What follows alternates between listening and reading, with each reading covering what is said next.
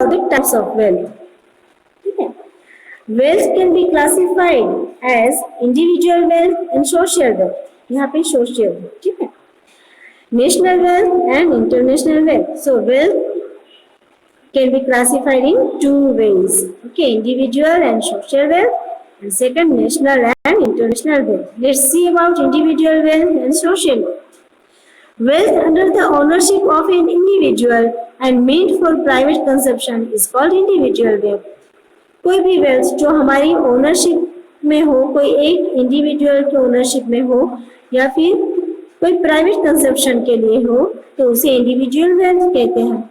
For example a house, हमारी house है, हमारा फार्म है, हमारी शॉप है, तो ये सभी इंडिविजुअल ओनरशिप में है, तो उसे इंडिविजुअल वेल्थ कहते हैं.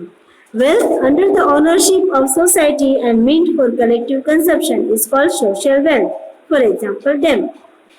कोई भी ऐसी वेल्थ जो किसी सोसाइटी के ओनरशिप में हो या फिर कोई एक कलेक्टिव कंजप्शन के लिए हो, मीन्स कलेक्टिवली सब एक साथ उसका कंजप्शन कर सकते हो, तो उसे सोशल वेल्थ कहते हैं. जैसे कि फॉर एग्जांपल डैम जो है वो सोशल वेल्थ है, क्योंकि हम सभी उसका यूज कर सकते हैं. Next is national wealth and international wealth. Wealth belonging to a nation and possessed and treasured by a nation is called national wealth.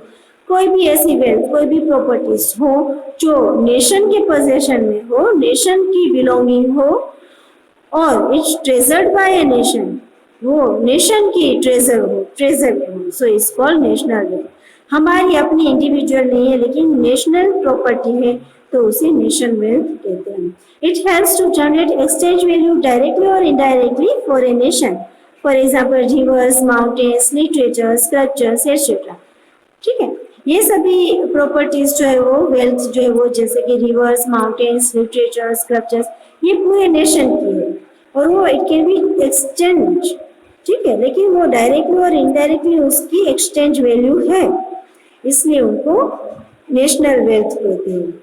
But जैसे कि international wealth is that wealth which is not owned by one nation but belongs to the whole world and can be shared by several nations.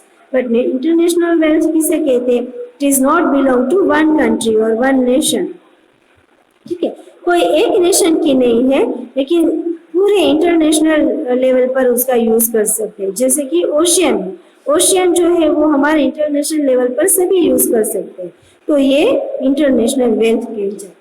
Air है, roads है, तो ये international wealth कहा जाता है. Okay, so ये types of wealth. Now let's see about wealth. Welfare क्या है? So welfare means enhancement of life situations, standard of living and overall state of improvement.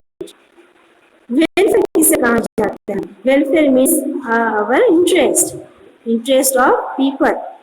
ठीक है, कोई भी लाइफ की सिचुएशन हो, उन्हें अगर एनहांसमेंट मिले, क्योंकि वो ज़्यादा से इम्प्रूव हो, उसकी डेवलपमेंट हो, लाइफ स्टैंडर्ड ऑफ लिविंग जो है उनका भी डेवलपमेंट हो, तो उसे वेलफेयर कहते हैं.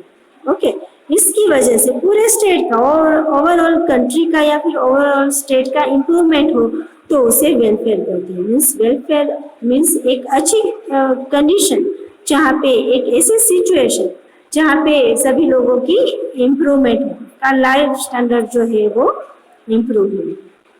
Okay, so the concept of welfare is used by all philosophies from spiritual science to economics. तो वेलफेयर का कॉन्सेप्ट है वो हमें किस तरह से हम it is used by philosophy, सभी जो स्पिरिचुअल साइंस हो या फिर इकोनॉमिक्स हो, सभी जगह पे जो उनकी फिलोसॉफी है उनका कॉन्सेप्ट जो है वो सेम है. ठीक है, साइंस में भी वो यूज होता है, इकोनॉमिक्स में भी वो यूज होता है.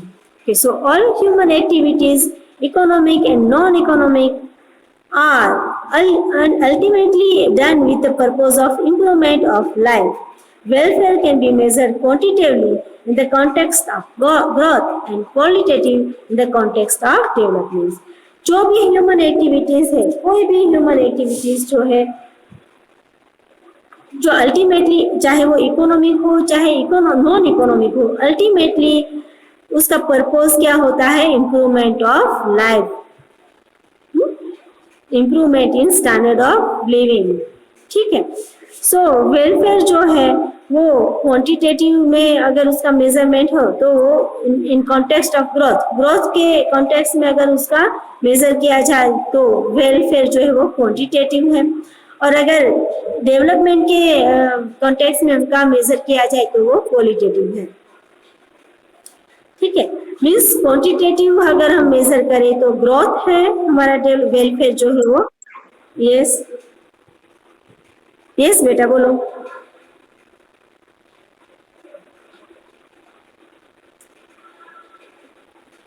और अगर उसको डेवलपमेंट के कॉन्टेक्स्ट में अगर उनको मेजर किया जाए तो वो क्वालिटेटिव है। In economics, subject of welfare can be studied as individual welfare and collective welfare. इनको किसे स्टडी किया जाता है? इकोनॉमिक्स में वेलफेयर को इंडिविजुअल वेलफेयर भी कहा जाता है और कलेक्टिव वेलफेयर। इंडिविजुअल मीन्स हमारा इंडिविजुअल वेलफेयर और कलेक्टिव मीन्स एक साथ सभी का, मीन्स पूरे स्टेट लेवल पर, ठीक है, नेशन लेवल पर welfare. When an individual seeks to make efforts to improve her or his standard of living and well-being, it becomes a subject of individual welfare. कोई भी इंडिविजुअल हो, कोई भी पर्सन हो, जब अपना खुद का लाइफ जो स्टैंडर्ड ऑफ लिविंग है उनको इम्प्रूव करे, उनका वेलबींग जो है वो इम्प्रूव करे, तो उसको इंडिविजुअल वेलफेयर कहते हैं। वेलफेयर मीन्स अपना अच्छा होना, means interest, individual interest. When nation and government seeks to improve growth, development, etc., it becomes the subject of matter of collective welfare. जब पूरा नेशन या फिर गवर्नमेंट जो है वो पूरे नेशन का डेवलपमेंट हो, ग्रोथ इम्प्रूव हो, इस सब्जेक्ट में अगर देखा जाए तो वो कलेक्टिव वेलफेयर है, क्योंकि पूरा नेशन जो है पूरे लोगों का, सभी लोगों का वेलफेयर चाहते हैं। So it is called collective welfare. ठीक है। Now let's C relationship between wealth and welfare. दोनों के बीच में, वेल्थ और वेलफेयर के बीच में रिलेशंस क्या है? Generally when wealth increases, welfare increases, as more wealth means higher capacity to generate monetary value, greater power to exchange goods or purchasing power for the owner and hence greater well-being. This is largely true in case of individuals. Generally wealth क्या है? Wealth जब increase होती है तो लोगों का जो welfare है वो भी इंक्रीज होता है। ठीक है, क्योंकि उनकी जो परचेसिंग पावर है, उनकी जो जनरेटर मॉनेटरी वैल्यू है वो जनरेट होती है, जिससे उनकी कैपेसिटी जो तो है, परचेसिंग पावर जो है वो भी इंक्रीज होता है, वो भी हायर कैपेसिटी उनकी होती है। सो वेल्थ इंक्रीज होने की वजह से वेलफेयर भी इंक्रीज होता है, क्योंकि जिस तरह से हमारे हाथ में पैसे ज्यादा आएंगे तो हमारी जो नीड्स है, हमारी जो गुड्स है, जो भी कमोडिटीज हम परचेज करना चाहते हैं, वो हमारी परचेसिंग पावर जो है वो इंक्रीज होगी और उनकी वजह से हमारी वेलबीइंग होगी, हमारा वेलफेयर होगा। हम ज्यादा अच्छे से अपनी लाइफ स्पेंड कर पाएंगे, जो भी हमें प्राइमरी नीड्स चाहिए या फिर जो एक्स्ट्रा फैसिलिटीज हमें चाहिए वो हम अच्छे से कर पाएंगे। ठीक है, और हमारे स्टैंडर्ड ऑफ लिविंग जो है वो इंक्रीज होगा। सो अल्टीमेटली वो इंडिविजुअल केस में इट बिकम्स ट्रू। ठीक है, ये इंडिविजुअल कॉन्सेप्ट है। ठीक है, but when the wealth of a nation increases in the form of A national income, the wealth of people will increase only if this national income is equitably distributed among all sections of the society and among all sectors. But यही बात जब wealth जो है वो national wealth जो है वो हमारी इंक्रीज होगी, तब क्या होगा? हमारी नेशनल इनकम इंक्रीज होगी।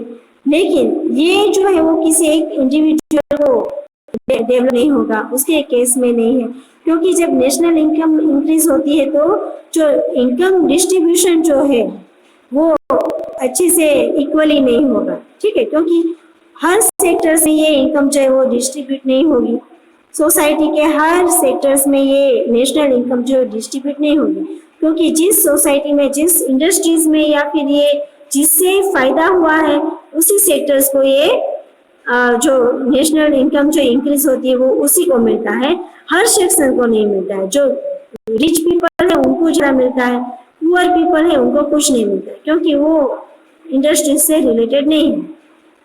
ठीक है, तो जिस सेक्टर में ज्यादा इंप्रूवमेंट होता है उसी सेक्टर को इनकम जो है वो मिलती है।